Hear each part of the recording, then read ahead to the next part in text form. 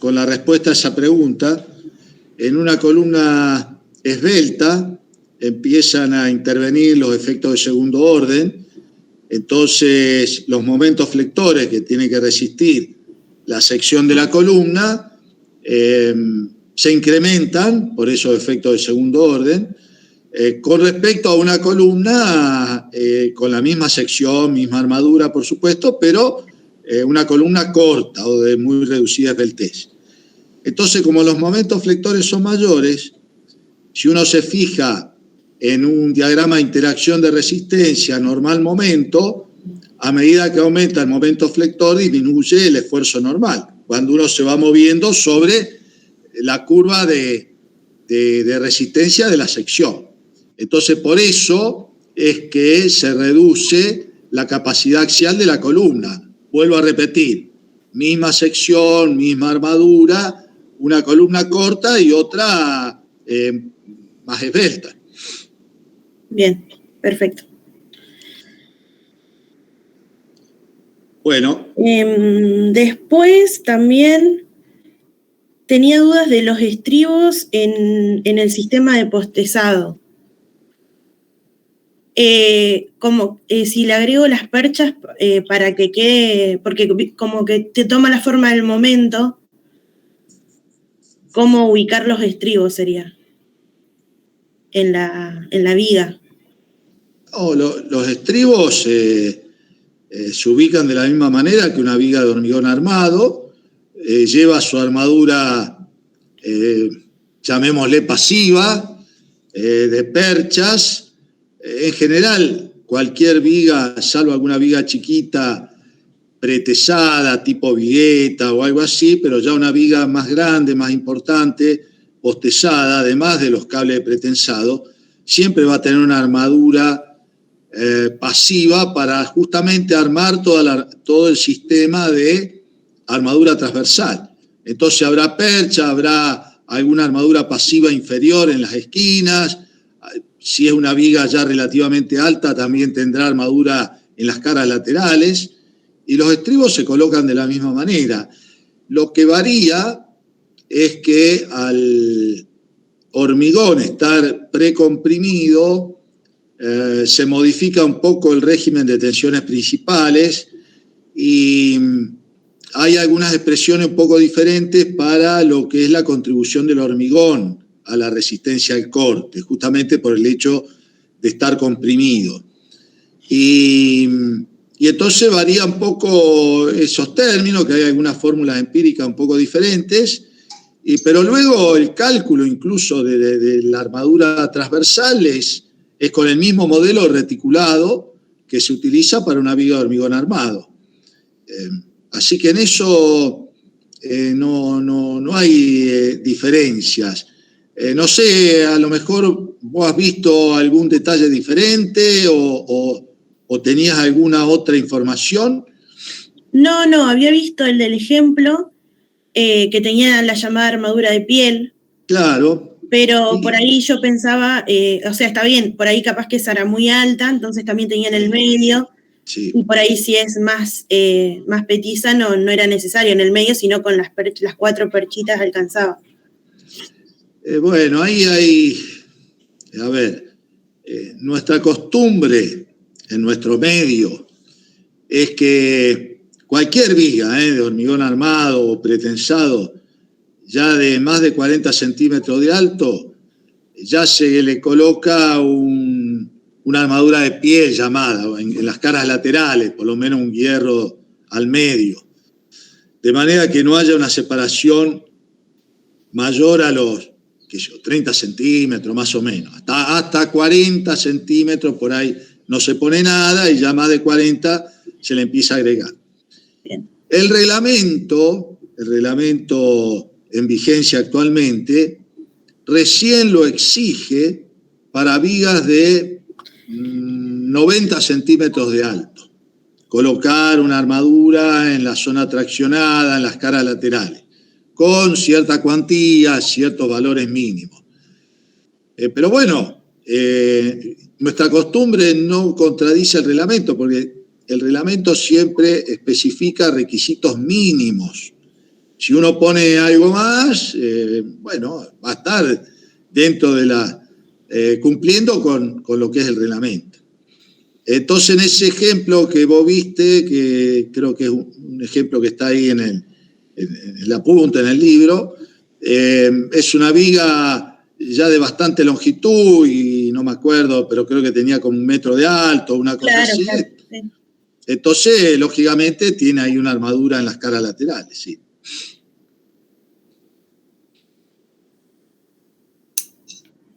Bueno, después tengo otra duda de los diagramas de interacción. Cuando yo, por ejemplo, me da que pongo cuatro barras, por ejemplo. Porque me confundieron los títulos de los diagramas, que dice para flexión recta o para flexión compuesta, que calculo abarca las dos. A ver, vamos a buscar un diagrama de interacción.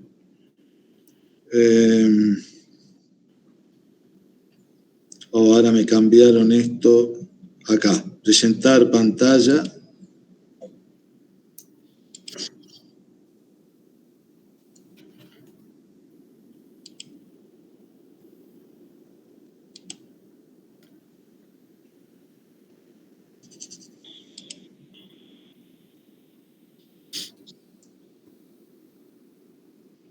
Bueno, a ver un segundo que busco.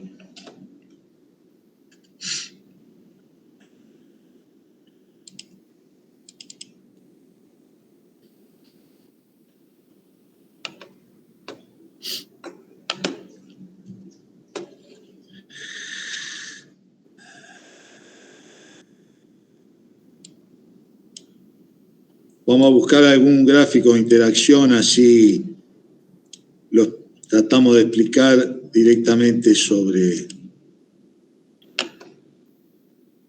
Bueno, ahí ustedes deberían estar viendo un gráfico de interacción de resistencia como este está descargado de la propia página de los ejemplos del CIRSOC.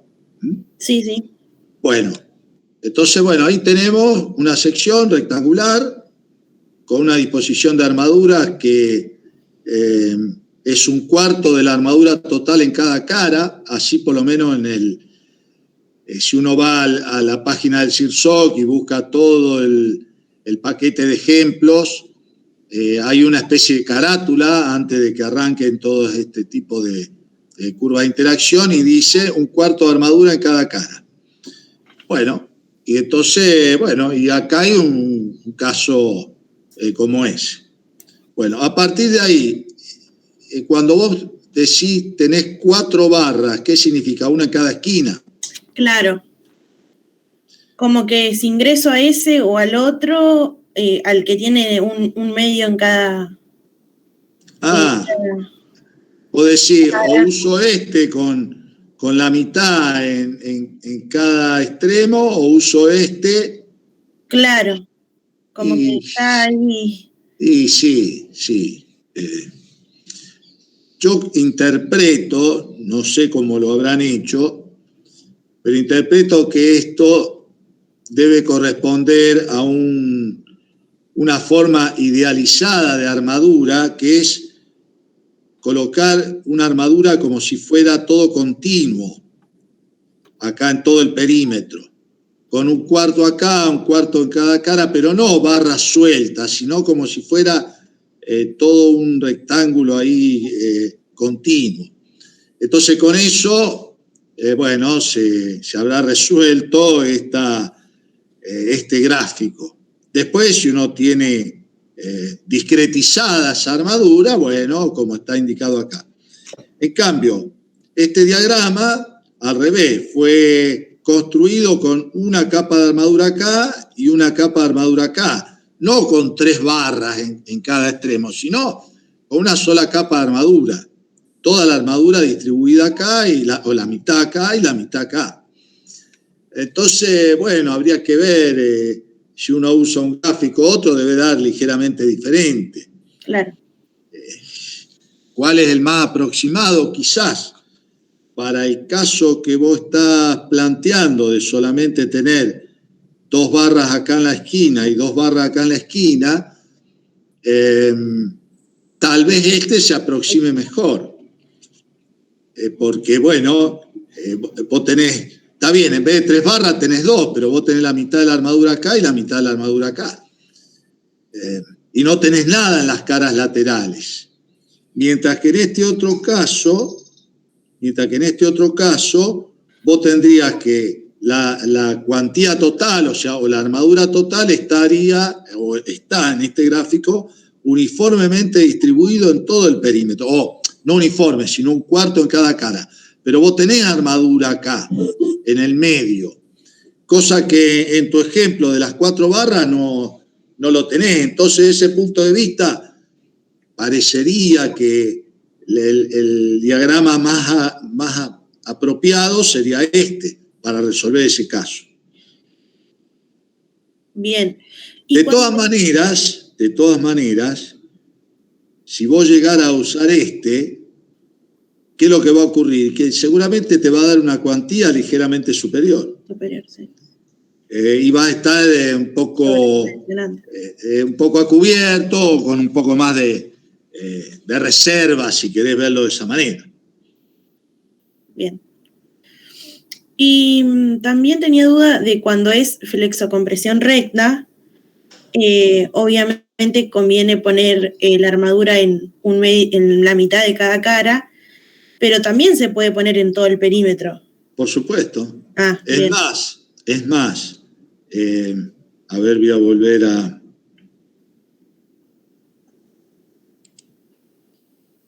No, acá. Volvamos a comentar sobre el propio gráfico. ¿Qué es lo que sucede en una columna? Salvo que sea una columna pequeña, de 20 hasta 25 centímetros de lado, una columna cuadrada de 25 por 25, hasta ahí se puede poner una barra en cada esquina. Ya columnas más grandes, del orden de 30 centímetros, ya conviene poner barras también en la mitad de cada lado. Entonces, en definitiva, vos nunca vas a tener en una columna un caso como este sin ninguna armadura acá. Salvo que, insisto, que sea una columna chiquita, así de 20 por 20 hasta 25 por 25. Pero, por ejemplo, vamos a suponer que esta columna sea de 30 por 50. Y vos no vas a dejar los 50 centímetros sin nada acá en el medio. Claro. Entonces, vos ya vas a tener armadura, 1 o 2 barras vas a tener acá en el medio. Entonces, si vos no la considerás y solamente tenés en cuenta la armadura en los extremos, esta armadura no lo está haciendo colaborar para la resistencia, porque acá no existe. En cambio, en este caso, si más o menos se cumplen las proporciones, vos estarías aprovechando todas las armaduras que después igualmente va a tener que colocar. Insisto, son decisiones y como siempre, ante la duda, ante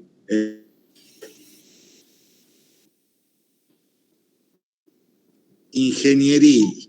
Y la solución ingenieril es probar con los dos y quedarse con el que te dé un poco más de armadura. Bien, bien. Y la última pregunta que tenía es, yo tengo anotado en el libro, cuando usted dio la clase, que para columnas, cuando hacemos el momento amplificado, que separamos el sistema desplazable sería, separamos en cargas horizontales y verticales, que son las que producen desplazamiento.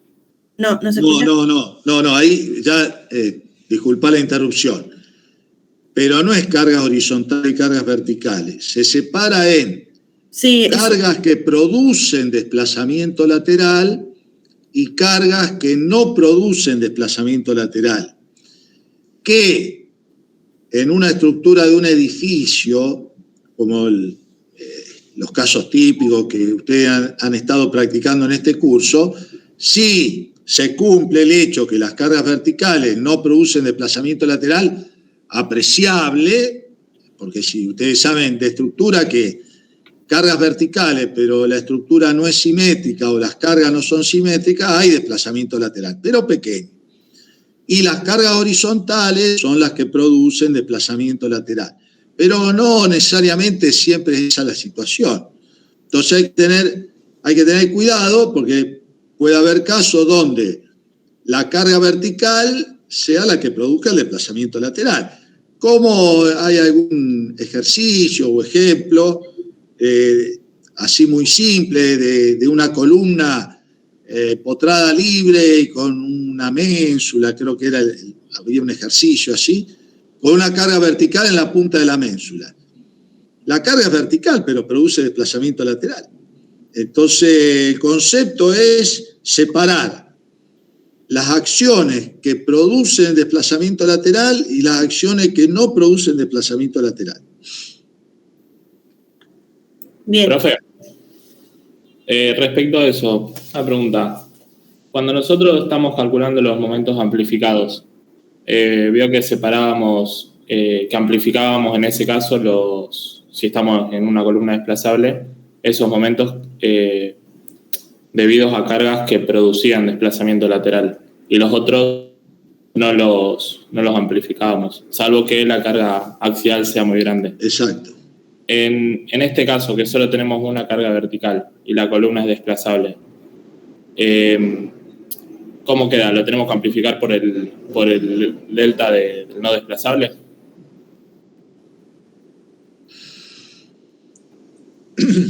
No, a ver, es una acción que origina desplazamiento lateral.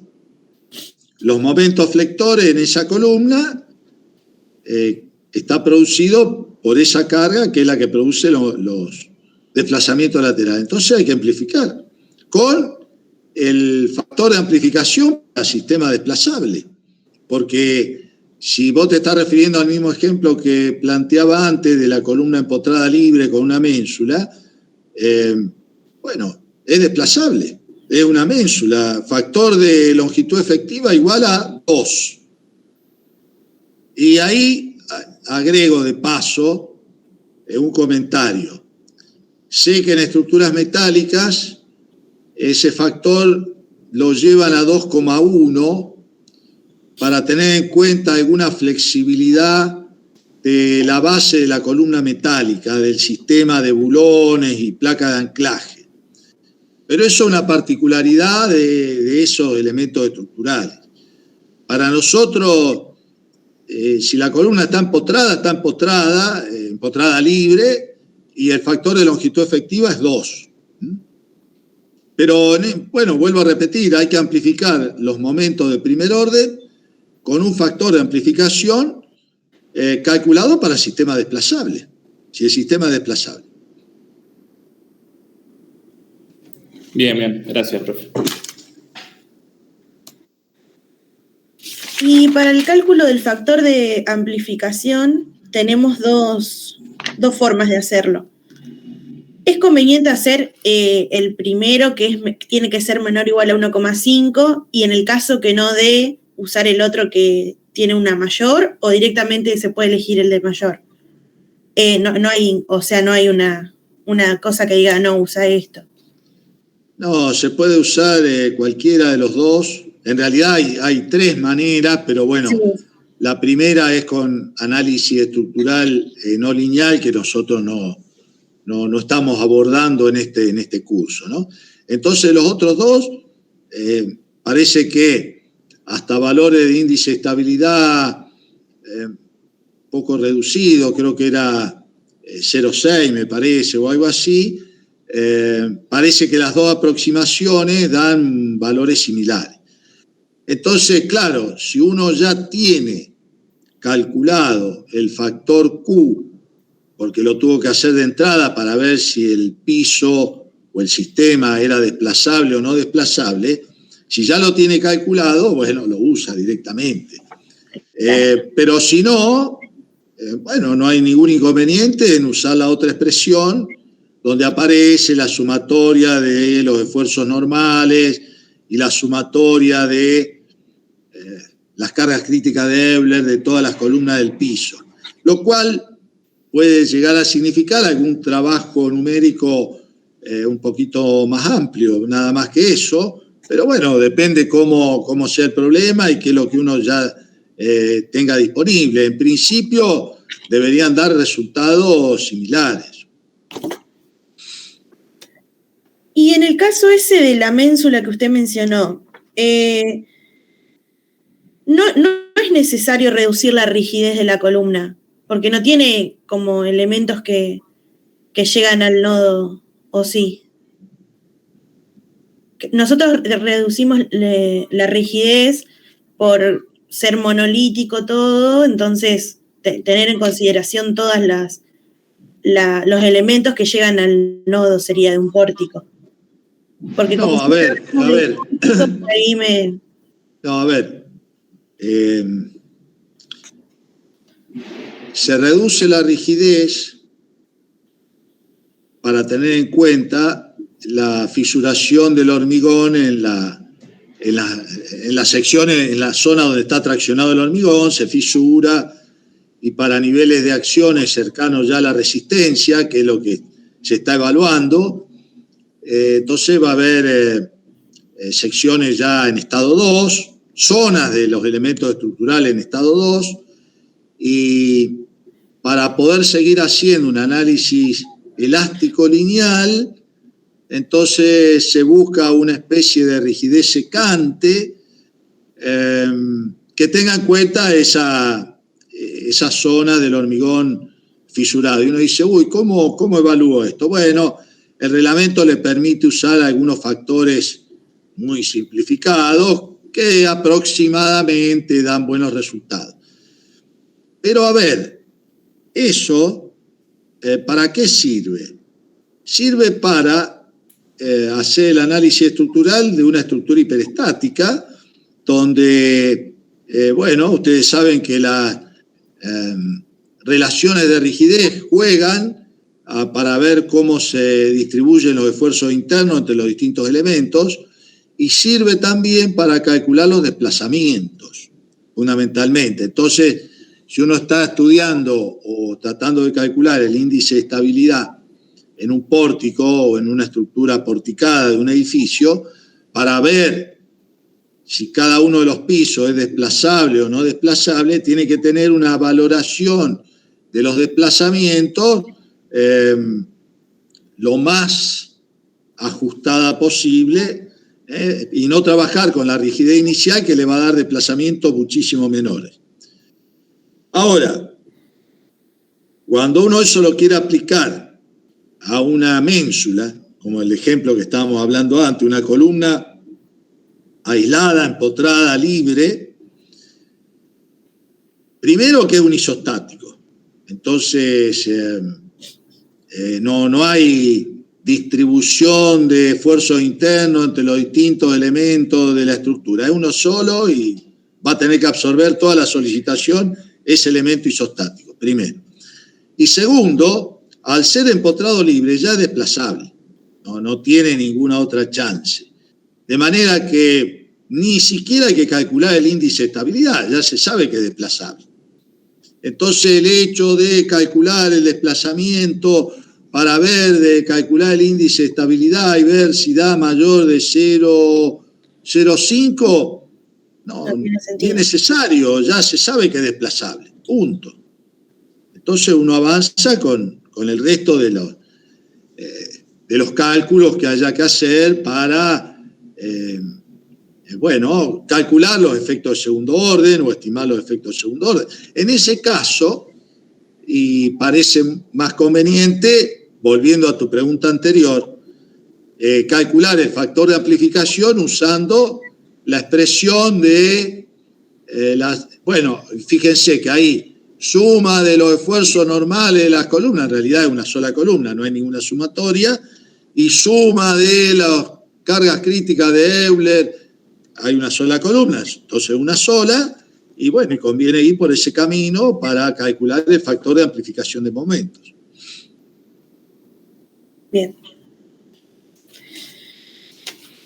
Y después me había quedado una, cuando la sección es circular. Sí, sí, me río porque, no, bueno, a ver, esa es una cuestión de resistencia a materiales. Hay una sección, sí, me acuerdo, era una columna, también así empotrada libre, para explicar cómo hacer el dimensionamiento, y resulta que arriba tenía una ménsula, pero con una carga que tenía una excentricidad según el eje X y una excentricidad según el eje Z, porque me parece que el Y era el vertical. Pero la sección es circular, siempre va a ser flexo-compresión recta. No hay flex. Y entonces, bueno, ahí es donde uno trata de evaluar también si el estudiante entendió lo que está haciendo o solamente aplica fórmulas de memoria. Está bien, se entiende que en un examen, la ansiedad del examen, el apuro, puede hacer que uno esquemáticamente aplique expresiones, pero ahí la sección es circular, siempre hay flexo-compresión recta. ¿Dónde van a encontrar una sección circular a flexo-compresión oblicua? No existe. Siempre en el plano de carga va a haber flexo-compresión recta. ¿Se entiende eso? Sí, sí. Bueno. Igual mi pregunta iba más, no era sobre ese modelo, sino cuando yo hago la sección en flexión, iba a preguntar más por una viga, por ejemplo, las tensiones, las deformaciones, ahora mi H es el diámetro de la columna, es lo único que cambiaría.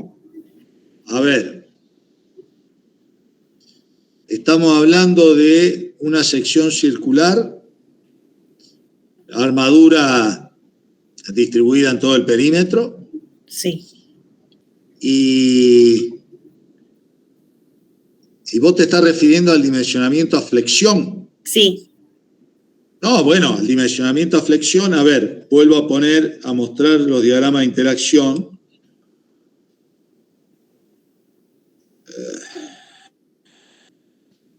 Diagrama de interacción. Vamos a buscar una sección circular. No es que la altura es el diámetro de la columna, porque la armadura está distribuida acá, entonces, se resuelve el problema como es. Habrá una zona comprimida que no es rectangular, es un sector circular, y habrá armadura, algunas comprimidas, otras traccionadas, y se resuelve el sistema de ecuaciones. Lo que es similar es el sistema de ecuaciones, pero después la resolución hay que ver las armaduras donde están ubicadas. Entonces no es igual a una sección rectangular donde yo solamente cambio H por D. Y la solución del problema, da origen a este diagrama de interacción de resistencia. Ahora uno dice, pero yo no tengo esfuerzo normal, es una sección solamente a flexión. Bueno, vendré acá al diagrama de interacción y me muevo acá sobre el eje de normal 0, claro. Y ahí tengo el momento nominal resistente o el momento de diseño resistente de acuerdo a la cuantía, de acuerdo a las características. Bien, perfecto. Me parece que tal vez tu pregunta apunta a la resistencia al corte. En la resistencia al corte, donde las expresiones, sobre todo de la contribución del hormigón, están referidas todas a una sección rectangular de un ancho B y una altura o una profundidad de la armadura D, lo que dice el reglamento y lo que está en los libros, que parece que uno puede tomar como ancho el diámetro de la columna y como altura 0,8 de D. Y con eso después use las mismas expresiones para sobre todo la contribución del hormigón. Claro, sí, sí. Pero eso es para corte. Bien. Bueno, yo no tenía ninguna otra pregunta. Bueno. Gracias, profe. No, por favor. Profe, yo tengo una consulta. Sí. Ya que arrancó con corte. Hay un ejemplo resuelto en el libro, que es una viga continua de 2 tramos, tiene una carga repartida y después tiene una carga puntual en uno de los tramos.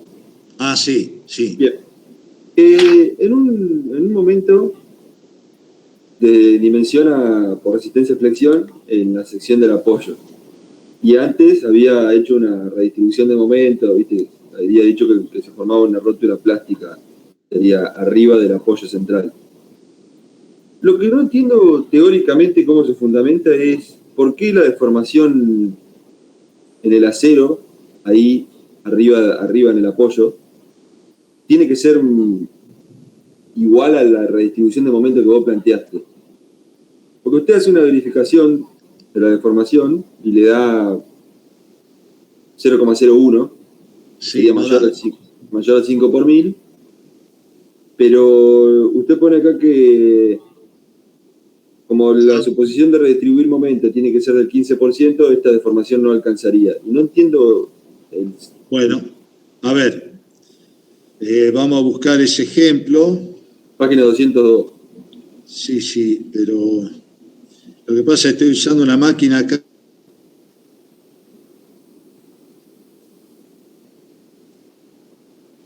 Por ahí me cuesta un poquito encontrar las cosas, pero esos cortes, capítulo 5.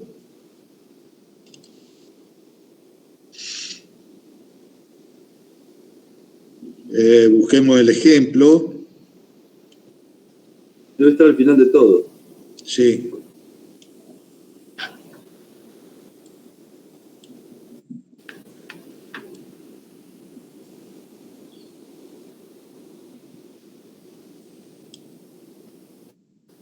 Creo que acá arranca.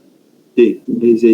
Este ejemplo, voy a ponerlo más grande, así se ve un poquito mejor para ustedes. Ahí está. Entonces, bueno, sí, efectivamente se trata de este ejemplo. Se hace el análisis estructural y se resuelve este hiperestático con cualquier método que ustedes hayan aprendido en estructuras 1. Y la incógnita hiperestática, el momento acá de apoyo, y el análisis elástico da 127,6. Entonces dice que vamos a aplicar redistribución de momentos, y antes de seguir ya con los detalles, les vuelvo a repetir que la distribución de momentos en este tipo de elementos estructurales es muy importante, muy beneficioso, porque, como ustedes ven, el momento de apoyo siempre es más grande que el momento máximo de tramo. Pero resulta que la viga, en general en las vigas de edificio ocurre eso, tienen esta configuración. Entonces, en el tramo trabajan como viga placa cuando hay tracción abajo. Mientras que en el apoyo, cuando hay tracción arriba y compresión abajo, el ancho de la zona comprimida es solamente el ancho del nervio. Entonces, la capacidad resistente va a ser menor en el apoyo que en el tramo. Pero es justamente donde tengo los momentos más grandes. Entonces, conviene aprovechar esa redistribución, disminuir un poco el momento de apoyo y por equilibrio incrementar los momentos de tramo para aprovechar mejor la forma de la sección de hormigón. Eso es fundamental entenderlo de entrada, porque si no, de entrada uno dice, ¿para qué hago la redistribución de momento? Es por eso. Y eso logra un beneficio importante, porque si no, la altura de la viga, esta altura de la viga, va a estar gobernada por ese pico de momento en el apoyo. Y después las vigas se hacen de altura constante. Entonces, en el tramo me va a estar sobrando por todas partes. Muy bien. Entendido eso, uno dice, bueno, ¿qué es la redistribución de momento? Es aplicar cálculo plástico.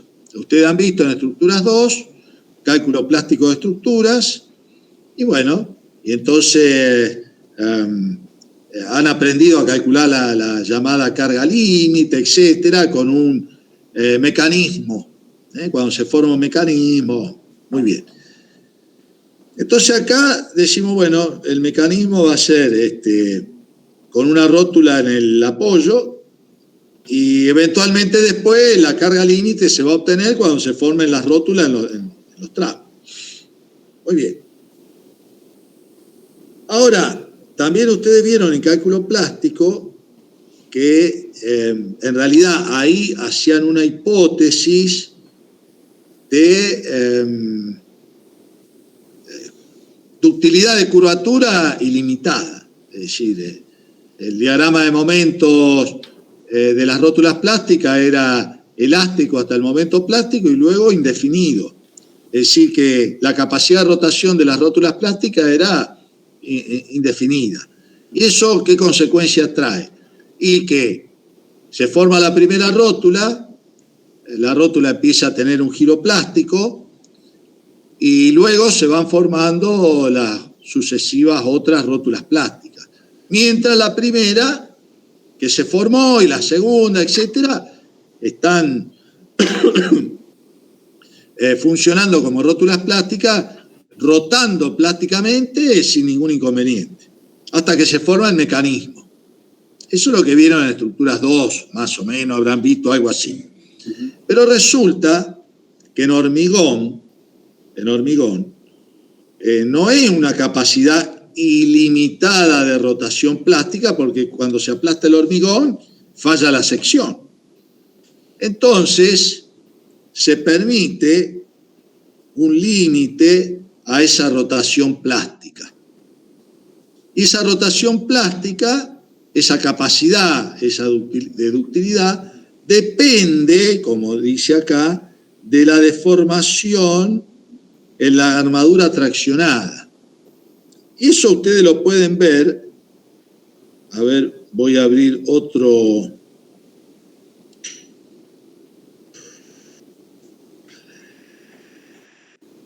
Creo que era acá.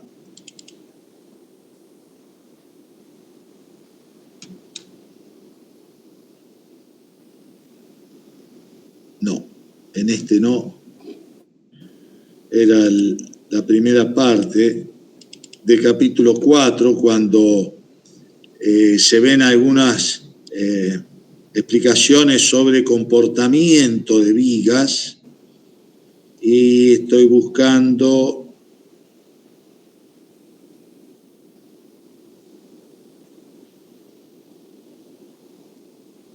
exactamente este gráfico.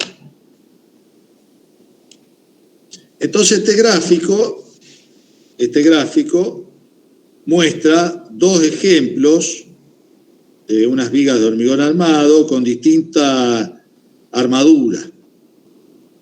Una tenía, creo que 2 diámetros del 12 y la otra 2 diámetros del 25 o algo así. Y entonces se ve en línea de trazo el comportamiento de una de ellas, la de 2 del 12, y en línea llena la otra de 2 del 25.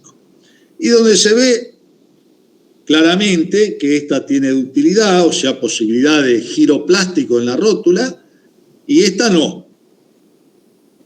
Y entonces si uno se fija, la deformación en la armadura, acá cuando se alcanza el aplastamiento del hormigón, en este ejemplo es 2 por 1000, 1,95 por 1000.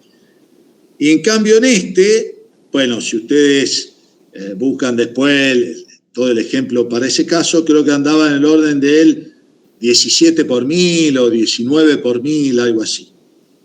De manera que uno, aunque sea en un ejemplo, puede relacionar la ductilidad, o sea, la capacidad de rotación plástica, con la deformación de la armadura, de la capa traccionada, en el momento en que se aplasta el hormigón y falla la sección. Entendido eso,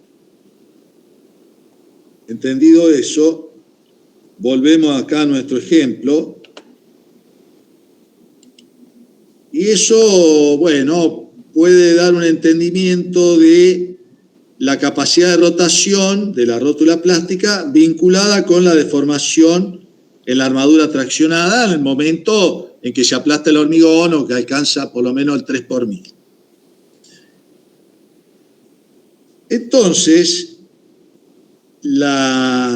para tener en cuenta esa capacidad limitada de rotación plástica, el reglamento le dice, mire, usted puede redistribuir momentos, pero no cualquier valor, sino que no puede pasarse de este porcentaje de distribución. Es decir, si acá tenemos 127, no puede redistribuir más que esta cantidad. Y a su vez también con un límite máximo del 20%. Entonces uno dice, bueno, está bien, voy a aplicar esta expresión, pero a esta altura del análisis, del dimensionamiento, todavía uno no conoce esta deformación, porque no dimensionó la sección. Entonces uno tiene que suponer, como dice acá, se supone una deformación en la armadura traccionada del 15 por 1000 en el estado límite de resistencia.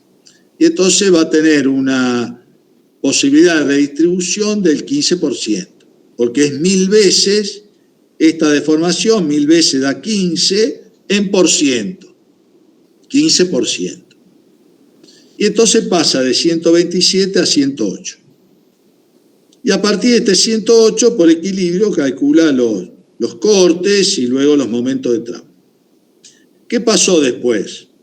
Sigue todo el análisis, dimensionamiento a flexión, y resulta que la deformación en la armadura traccionada es del 10,2 por 1000, no del 15. Entonces uno dice, ¿qué se debería, como dice acá en potencial, habría que volver acá, poner acá el 10 por 1000, no el 15, sino el 10, y bueno, habrá que redistribuir un poco menos y reajustar. Eso es lo que habría que haber hecho. Bueno, no se hizo, se siguió adelante con esa aproximación. Bueno, no sé si eso contesta un poco tu pregunta. Sí, está bien. Bueno. Yo tengo una de columna, profe. Bueno, adelante. Me mareo un poco cuando nosotros hacemos un análisis de flexocompresión recta y vemos el sistema estáticamente equivalente. O sea, es decir, la carga normal, excéntrica, que representa esa situación. Y nada, a mí lo que me genera duda es que cuando nosotros vemos ese caso, la carga queda afuera de la sección, que entiendo que sería que para que el eje neutro quede dentro de la sección. Pero después cuando vemos tensores, no pasa esa situación, sino que vemos que la tracción queda dentro de la sección y el eje neutro afuera. Sí. Y yo, sí, o sea, hasta ahí obviamente entiendo las dos cosas, pero lo que no entiendo, yo no podría tener una columna que en determinado momento, raro, ¿no? Pero que en determinado momento la carga de compresión sea de tracción y la situación que a mí me quede sea como la que habíamos visto de flexocompresión recta, con la carga afuera de la sección, pero con la tracción. No sé si me explico. O sea, no entiendo por qué nosotros en teoría no vemos eso, o si lo vimos por ahí no entiendo dónde entró. A ver, vamos de a poco. Caso de flexocompresión. Entonces, busquemos el caso de flexocompresión acá.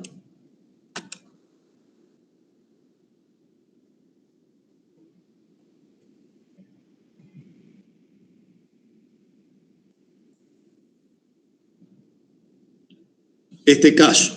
Bueno, pongamos un hormigón armado para Tomemos este caso. Entonces tenemos un normal y un momento requerido, obtenido de un análisis estructural, con las cargas factoriadas.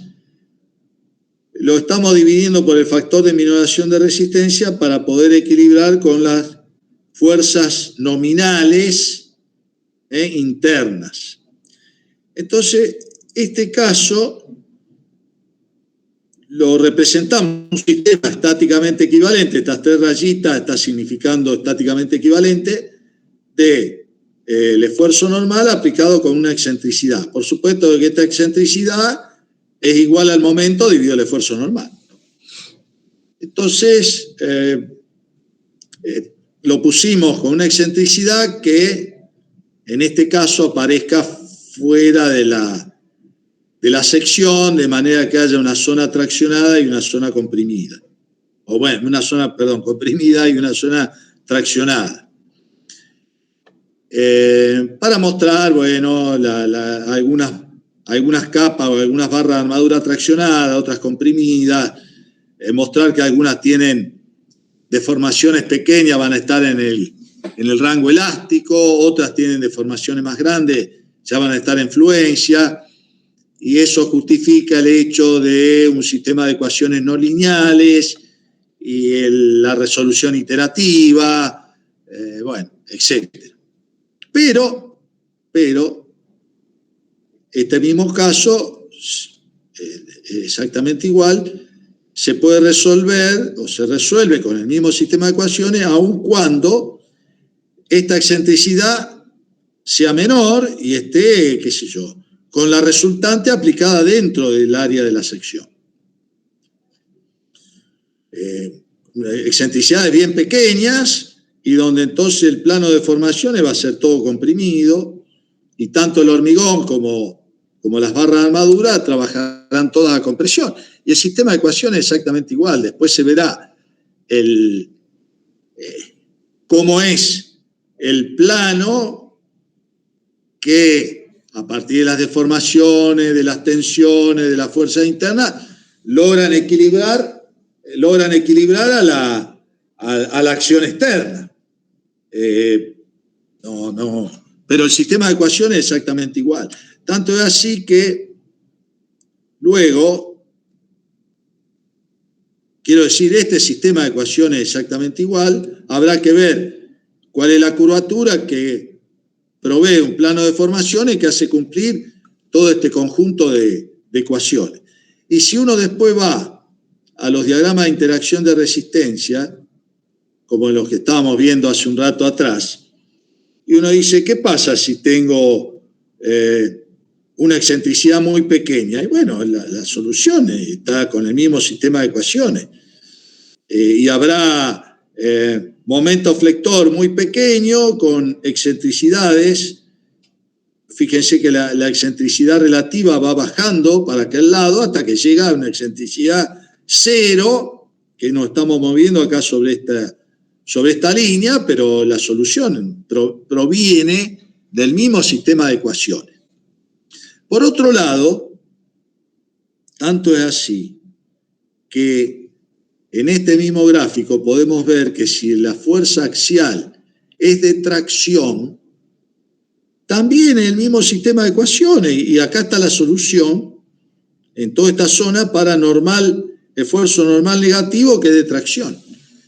Y también si nos movemos acá sobre este eje será tracción pura, con la tracción centrada. Y luego, si la excentricidad va aumentando, bueno, habrá flexotracción, y bueno, y acá está cada uno, como siempre decimos, ¿no? Cada punto del diagrama de interacción corresponde a una combinación de momento flector y esfuerzo normal que origina la falla de la sección. Y entonces acá tenemos toda la zona de flexotracción, hasta llegar a este eje donde tenemos flexión pura y bueno, y todas las combinaciones. O sea que este diagrama abarca todas las posibilidades de excentricidad. Pequeña excentricidad, gran excentricidad, compresión, tracción Y siempre el sistema de ecuaciones es el mismo. Es decir, el mismo planteo del sistema de ecuaciones. No sé si un poco eso te terminó de confundir o te aclaró un poco la pregunta. Sí, me aclaró, profe. No entendía si el sistema de ecuaciones iba a ser el mismo, porque como no estaba el caso y después pasábamos a tensores, que la situación es distinta. Perdón, me faltó, está bien, me faltó hacer algún comentario. A ver, voy a buscar el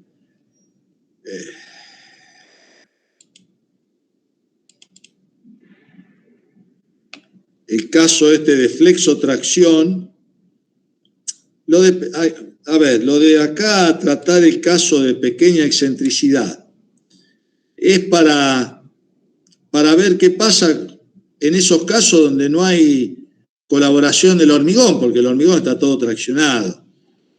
Por eso es que se lo trató a este caso con una fuerza de pequeña excentricidad, porque sería el caso donde no hay contribución del hormigón. Pero por ahí dice, creo,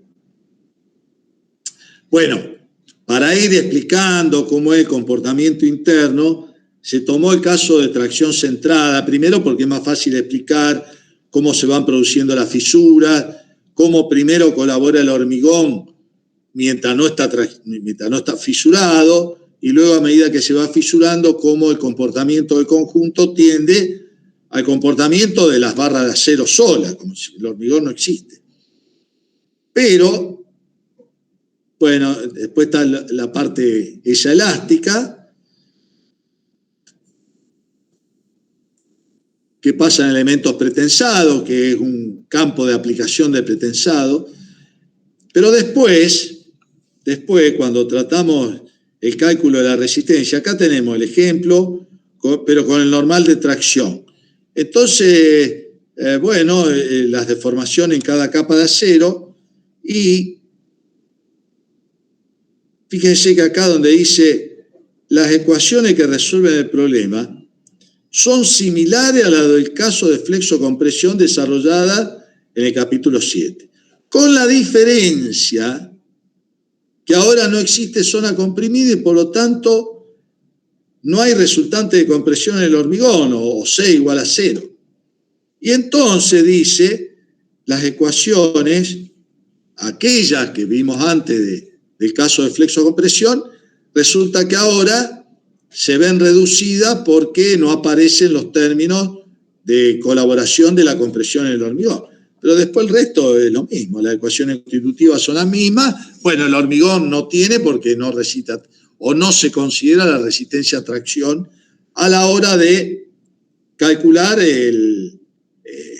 la situación de resistencia de la sección. Es decir, resumiendo, el problema se resuelve de la misma manera. Y la diferencia es esa, ¿no? Que en el caso de flexotracción con pequeña excentricidad o incluso tracción centrada, la diferencia está en que no existe la compresión en el hormigón y entonces el término de compresión desaparece. Ahí está, profe, clarísimo. Bueno.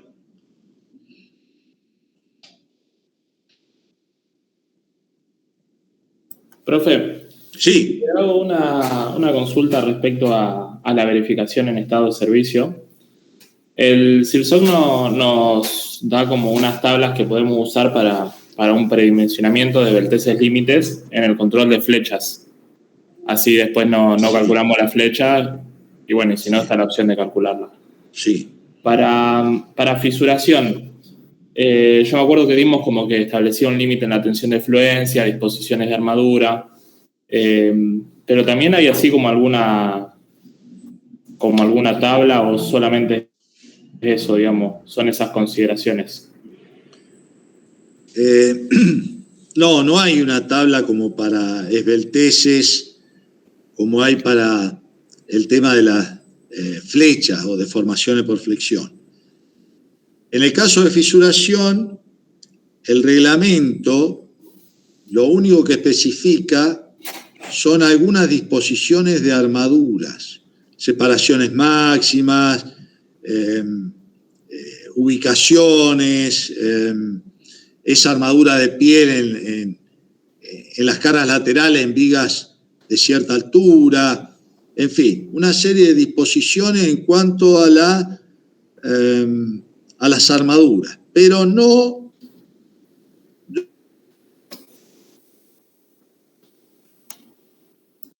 calcular un ancho de fisuras y compararlo con un ancho aceptable de fisuras.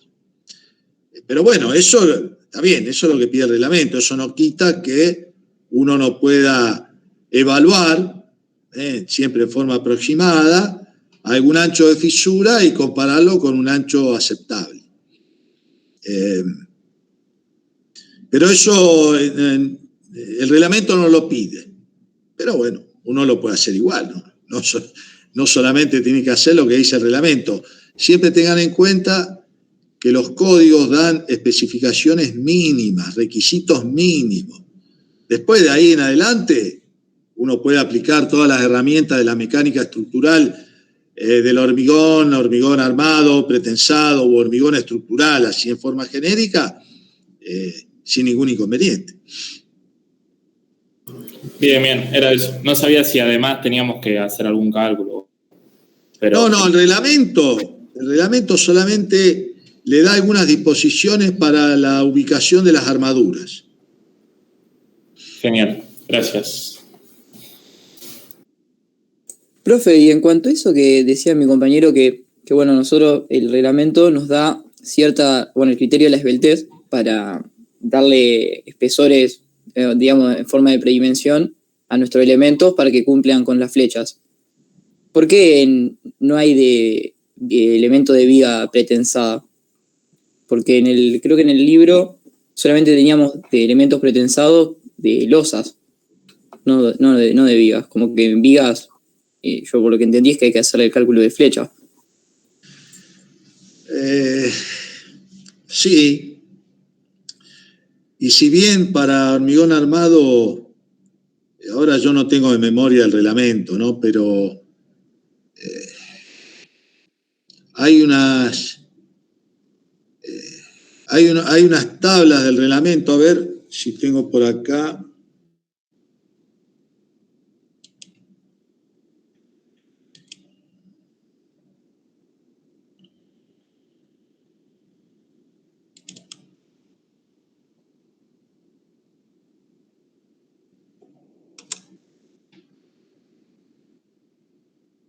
Control de fisuración, bueno, todo esto que estuvimos diciendo. Acá tienen algún resumen de las disposiciones del código, un resumen.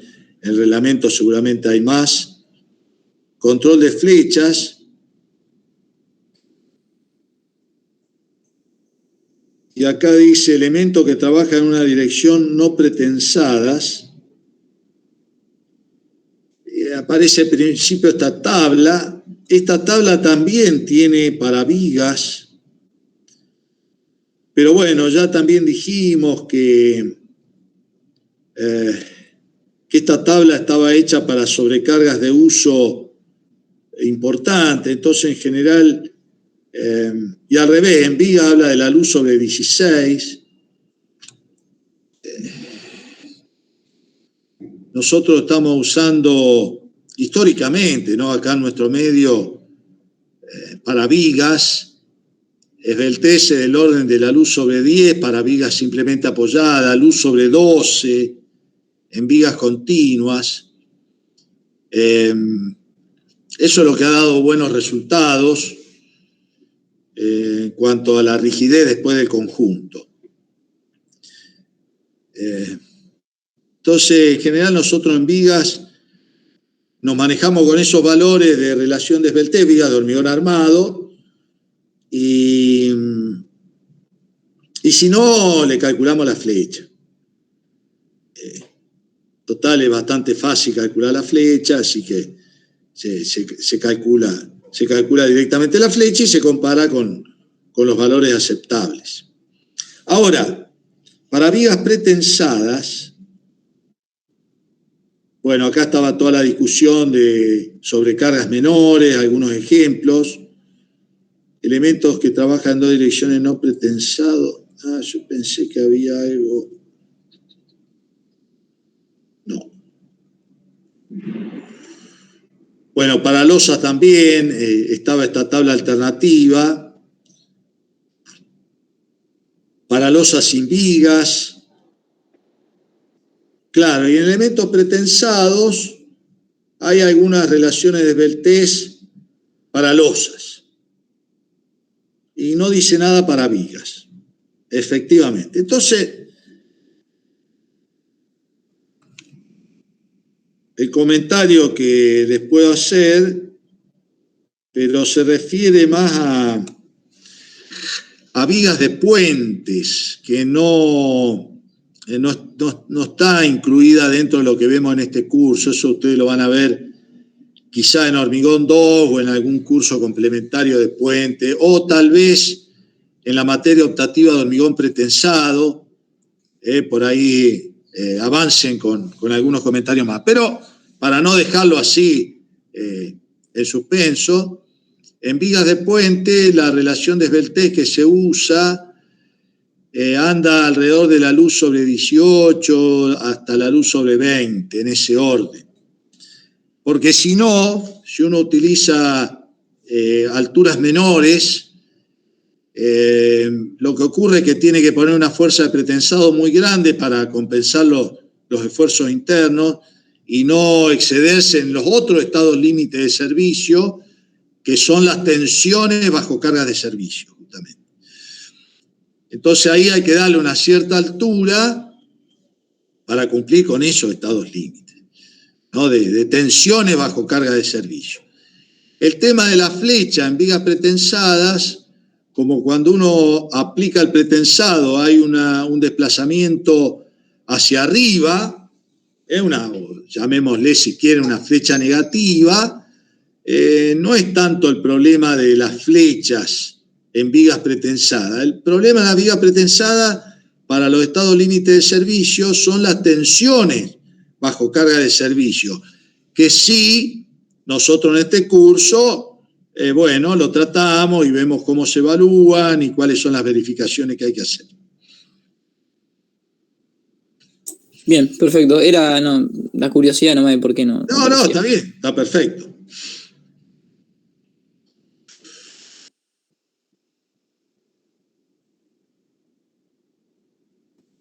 Profe. Perdón, Fede. No, iba a preguntar si teníamos que mandarte algún mensaje para presentarnos mañana, para el coloquio, o solamente nos conectábamos. No, porque, a ver, creo que contesté algún mail ayer, me parece, o la noche, alguien que hacía esa consulta,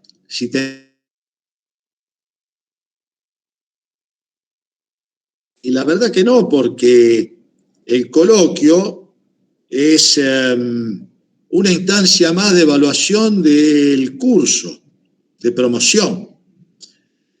Por razones de falta de tiempo, ya hace muchos años, se acepta que el coloquio se tome en algunas de las mesas.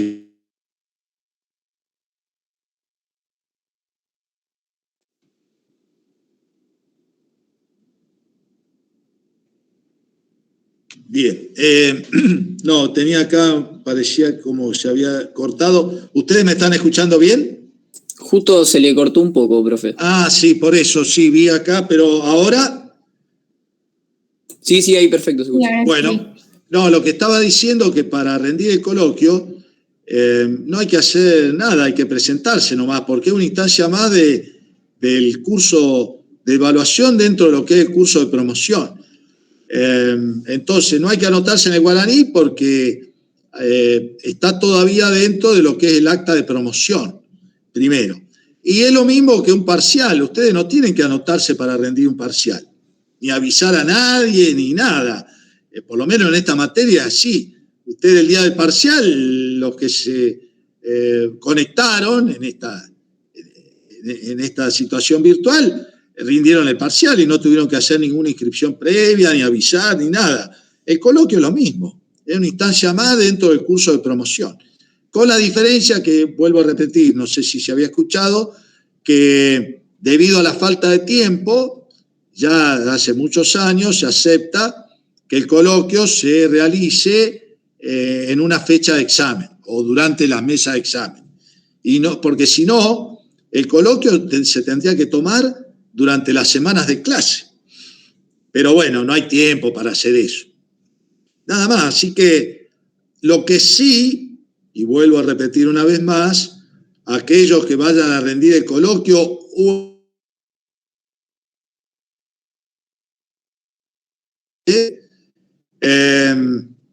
tienen que tener el trabajo práctico del edificio.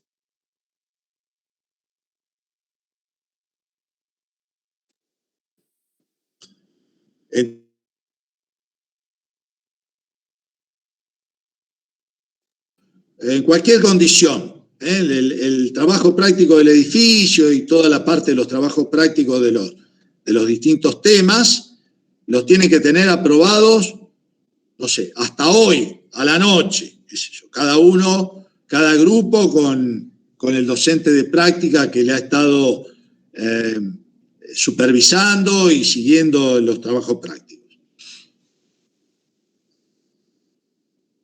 Profe, yo los trabajos prácticos, o sea, el tema integrador sí, pero los otros, o sea, los entregué todos, pero no los tengo corregidos. Yo le mandé un mail al profesor la semana pasada y no me respondió.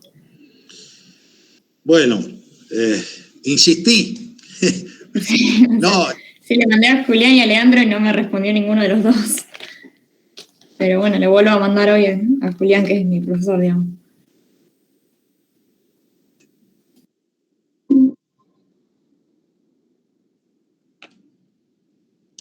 ¿Me escuchan ahora?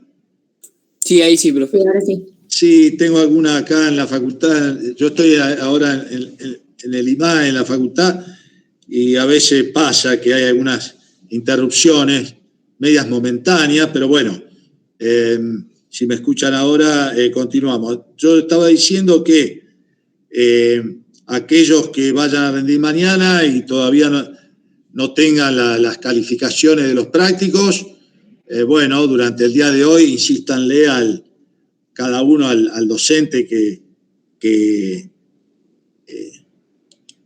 le haya supervisado los ejercicios y el trabajo práctico del edificio, para que, bueno, el edificio, si mañana pueden presentarse al coloquio o en la condición que vayan a rendir.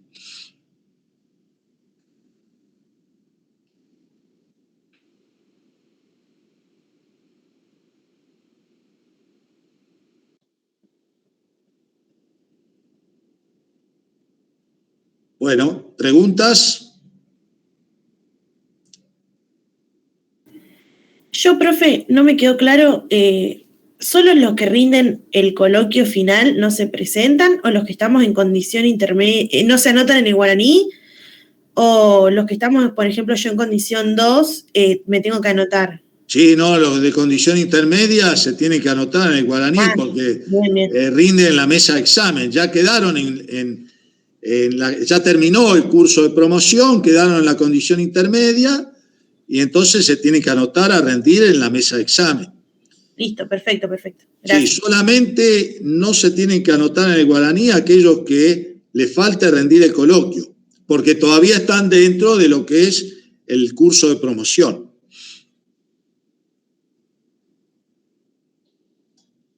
O sea, si las cursamos este cuatrimestre, también nos anotamos si tengo que recuperar algún parcial. A ver, vuelvo a repetir, para que no queden dudas. Condición de libre, condición intermedia, se tiene que anotar en el guaraní. Sí o sí, porque la calificación hay que colocarla en el acta de examen. Eso se tiene que anotar. Si llega a haber alguien que cursó, el segundo semestre del año pasado y le quedó rendir solamente el coloquio, vamos a suponer, no se presentó, no, lo que fuera, ya está en condición intermedia, porque la promoción termina, o digamos la instancia de promoción termina cuando terminan las mesas de exámenes del semestre en que el estudiante cursó. Entonces, por ejemplo, los que cursaron el primer semestre ahora de este año, pueden, y le falta solamente el coloquio, pueden rendirlo en las mesas de exámenes ahora de julio y principio de agosto. Vencido ese plazo, hay que cerrar el acta de promoción y si no rindieron el coloquio, quedaron en condición intermedia, donde lo que le falta rendir es el coloquio, pero ya están en condición intermedia. Entonces, vuelvo a repetir, aquellos que están libres o en condición intermedia tienen que anotarse en el guaraní, porque van a rendir en la mesa de examen. Los que cursaron este semestre y les falta todavía el coloquio, esos no se tienen que anotar porque todavía están dentro del curso de promoción. Y completado el coloquio, la nota no va al acta de examen de mañana, va al acta de promoción, que es otra acta. Y entonces no, esa es parte del curso, no se tienen que anotar en el guaraní. Todos los demás sí. Y si no se anotan en el guaraní, no le podemos tomar examen porque no tenemos dónde colocar la nota. Y para quedar claro, por lo menos en esta materia, nosotros no guardamos notas de una fecha para colocarla en el acta de otra misa. Nosotros no hacemos eso. Entonces, el que no se anotó va a tener que volver en la mesa siguiente. Eso para que, lo aclaro ahora, siempre lo hemos dicho, pero lo vuelvo a aclarar ahora, para que no se genere ninguna situación así enojosa durante el examen. El que no se anotó en el guaraní, está en condición intermedia o libre, pero y no se anotó, nosotros no le tomamos examen.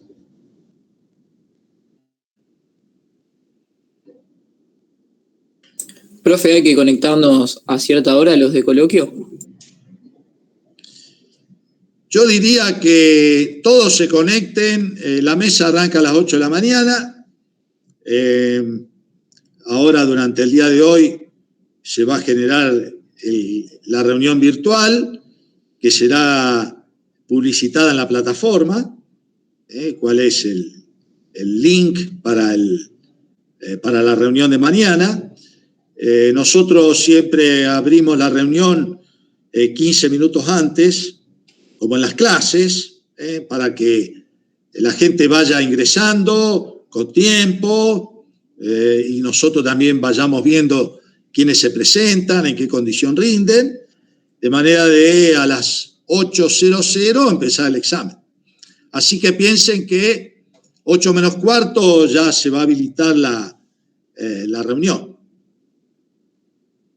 Perfecto.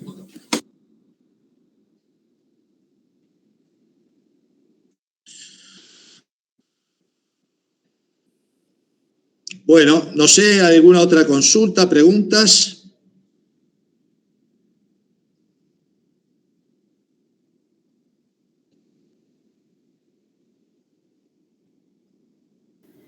Yo, por lo menos, profe, no. Bueno, muchas gracias. Bueno, un comentario adicional, una recomendación, si se quiere. Nosotros observamos, no solamente ahora en los exámenes, sino también en los parciales, en algunos estudiantes, no todos, pero es por ahí un conjunto importante, por eso vale el comentario general. Vemos dificultades en la resolución estructural del problema, o sea, en el análisis de carga, en el cálculo de las reacciones, y después los esfuerzos internos, flexión, corte, compresión, torsión, lo que fuere. Notamos dificultades en eso. Bueno, es así la realidad, no importa las causas, no las sé, esa es la realidad.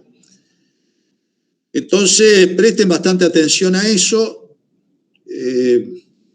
tomen las precauciones, las verificaciones. ¿Por qué? Porque, como también lo dijimos de la primera clase, ya en estas materias se buscan resultados ingenieriles.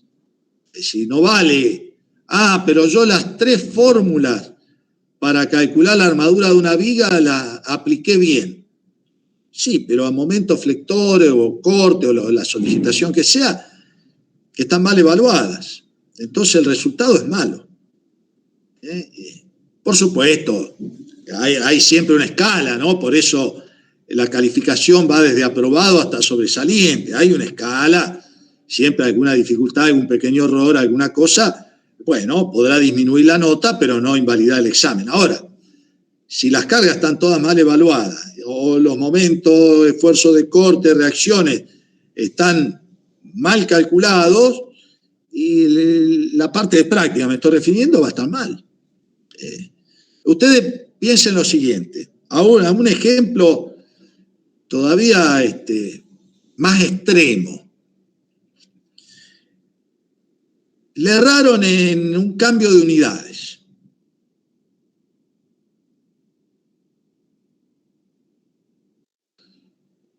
Se confundieron, hubo un error, y entonces la armadura le dio 10 veces más grande.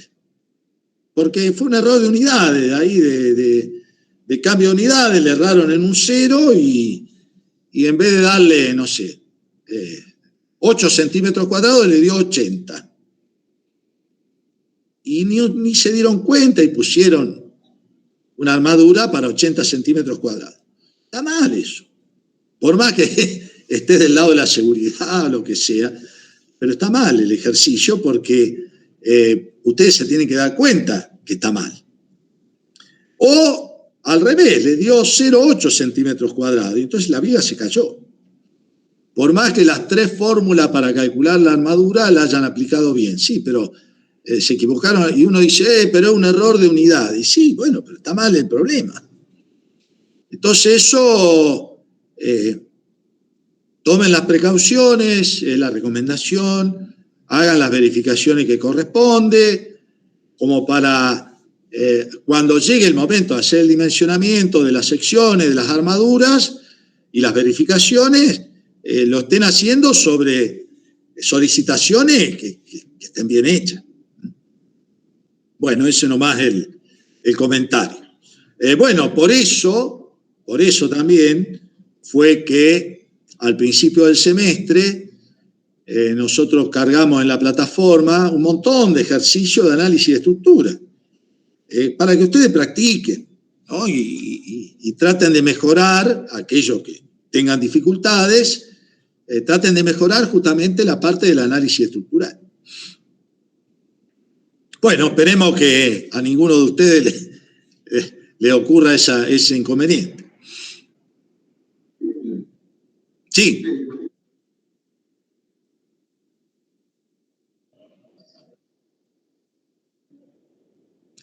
Bueno, el coloquio, sí, el coloquio en realidad ha dejado de ser un coloquio por las razones obvias. No le podemos, lamentablemente, tomar individualmente a cada uno, porque, bueno, con esto la virtualidad lleva bastante más tiempo y depende de la cantidad de gente que se presenta en una mesa de examen, porque el coloquio le agarra a todos, no solamente los que les falta el coloquio, sino los que rinden en condición intermedia, los que rinden libre. Siempre tiene que haber un coloquio final. Y cuando era acá presencial, era más dinámico el tema, más ágil, se podía ir, mientras uno preparaba el tema, le tomaba otro, y entonces, bueno, se podía hacer mucho más dinámico y se podía hacer. Me acuerdo una mesa, creo que en febrero, marzo, se presentaron 30 estudiantes a rendir. Y si uno piensa que cada uno el coloquio le lleva virtualmente unos 20 minutos, media hora, y bueno, íbamos a estar 3, 4 días tomando examen, entonces no se puede. Lamentablemente, ¿no? Pero es así. Entonces se ha reemplazado por algunas preguntas generales, muchas veces se plantea una situación de diseño y entonces se pide que el estudiante demuestre que es capaz de saber o que sabe qué es lo que hay que hacer, cómo hay que hacerlo y justificarlo conceptualmente. Bueno, a ver, me dan una columna, tengo que dimensionar una columna. Bueno, se supone que el que termina este curso es capaz de dimensionar una columna. Bueno, a ver, primero, ¿qué tiene que hacer para dimensionar una columna? ¿Cómo hay que hacerlo? Y justificado conceptualmente significa, bueno, qué conceptos están atrás de eso, qué conocimientos tiene para aplicarlo adecuadamente en la resolución de ese problema. Entonces el alumno tiene que ser capaz de demostrar eso. ¿Qué hay que hacer? ¿Cómo hay que hacerlo? Y con justificación de, bueno, expresar los conceptos, las situaciones, en definitiva, las ecuaciones que hay que aplicar para resolver, bueno, y después dependerá cada uno con algún grado de detalle más o menos de acuerdo al tema que le haya tocado. Lo que sí, creo que Andrés, vos preguntaste, y para todo lo mismo, porque todos van a tener alguna instancia de esas preguntas generales, lo que se recomienda es basarse fundamentalmente en gráficos, en esquemas, en diagramas, en expresiones matemáticas, que es el lenguaje que usamos en ingeniería, y tratar de reducir, no eliminar, pero reducir el relato. Porque en el relato quedan las cosas siempre un poco ambiguas, no se termina uno de dar cuenta si el estudiante entiende lo que está escribiendo o está casi de memoria repitiendo parte del apunte.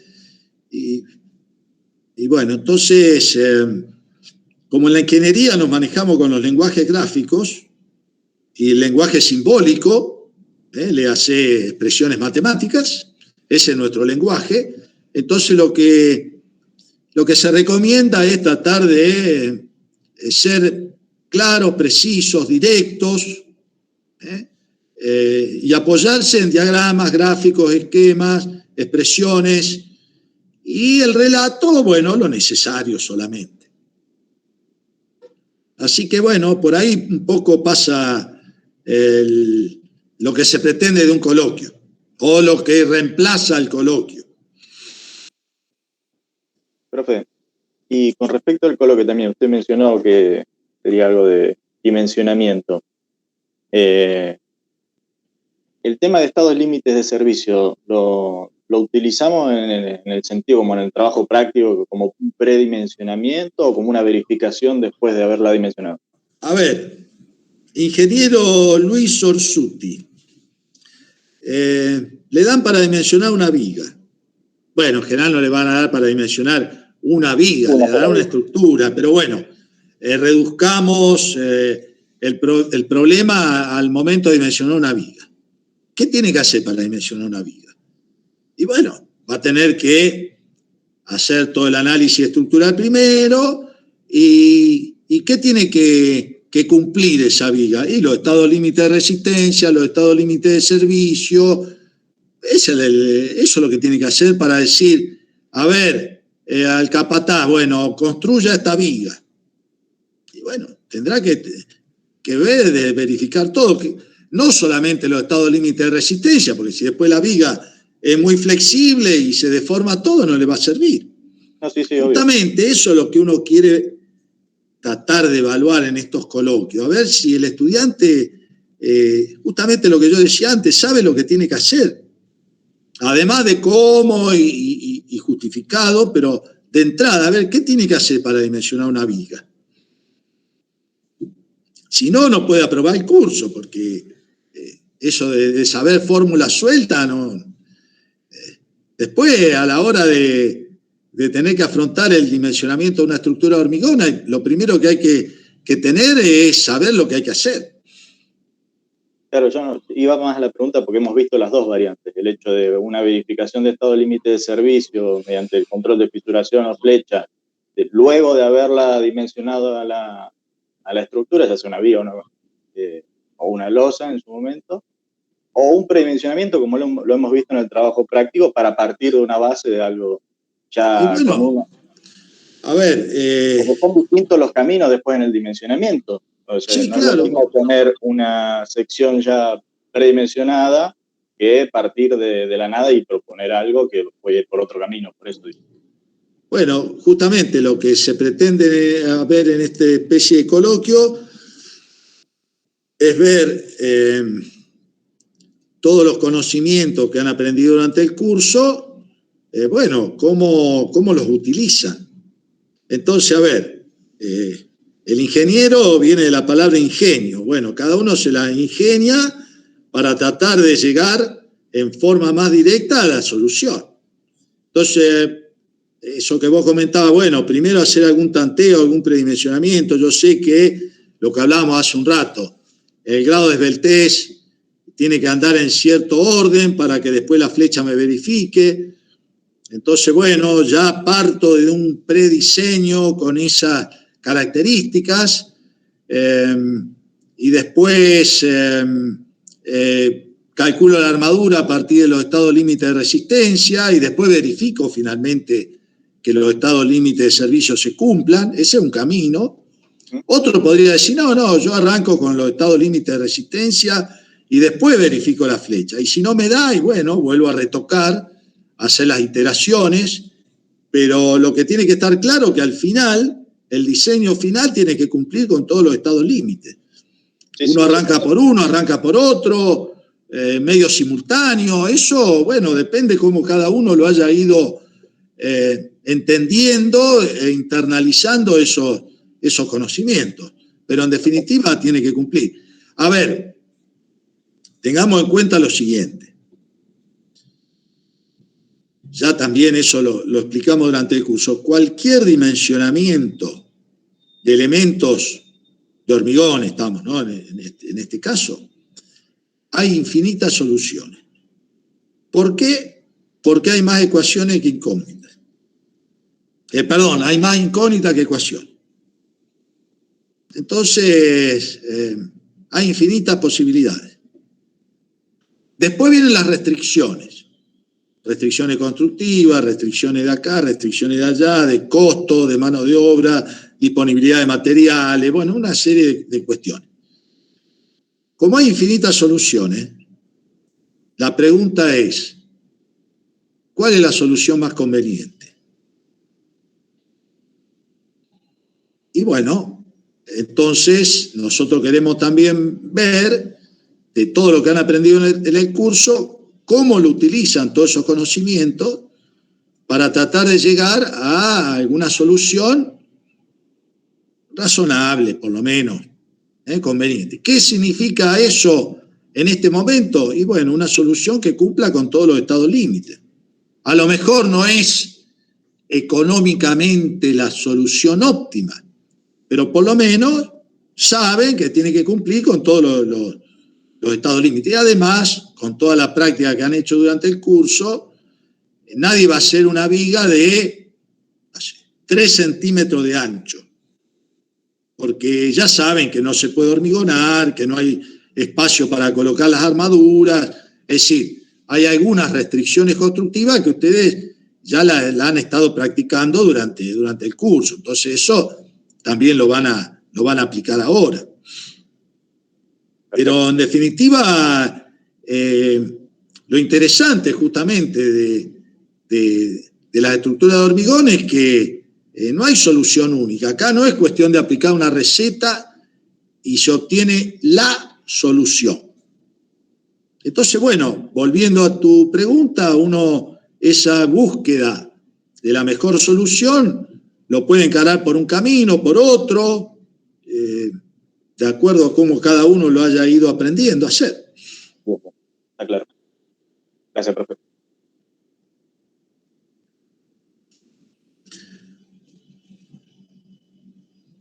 Profe, perdón, no aparece la mesa en el guaraní de mañana. Sí aparece. No me aparece a mí. No, claro, lo que pasa es que 24 horas antes se cierra la inscripción. Claro, bueno, yo le había mandado en el mail a Julián preguntándole si me tenía que anotar en algún lado y no me había respondido y entendí que no me tenía que anotar. A ver, vos no te anotaste. No. ¿Y estás en condición intermedia? Sí, tengo el parcial 2 desaprobado. Y lamentablemente no sé, salvo que ahora durante la mañana vos te puedas comunicar con alguien de alumnado, no sé si te van a atender, si te van a responder, si no sé, y bueno, explicar la situación, que no te pudiste anotar por cualquier motivo, y ver si te habilitan para que te inscriban en la mesa de mañana. Pero, Victoria, sos vos. Lamentablemente, como expliqué antes, si no está inscripta, no va a poder rendir. Va a tener que esperar a la próxima mesa. Bueno. Sí, yo le había preguntado a Julián y bueno, no me respondió. Fíjate si te podés comunicar con alguien de alumnado, no sé, a través de algún representante estudiantil, no sé bien cómo están organizados ustedes, a ver si hay alguna manera de poder anotarte un poco fuera de horario. Pero claro, es verdad, vos no te va a aparecer ahora porque 24 horas antes se cierra. Pero bueno, a lo mejor en esta época de virtualidad, por ahí hay alguna otra revancha para poder anotarse. Tratá de averiguar ahora durante la mañana. Bueno, gracias.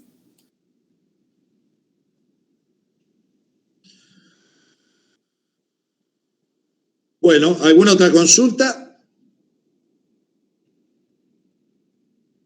De mi parte, no, profe.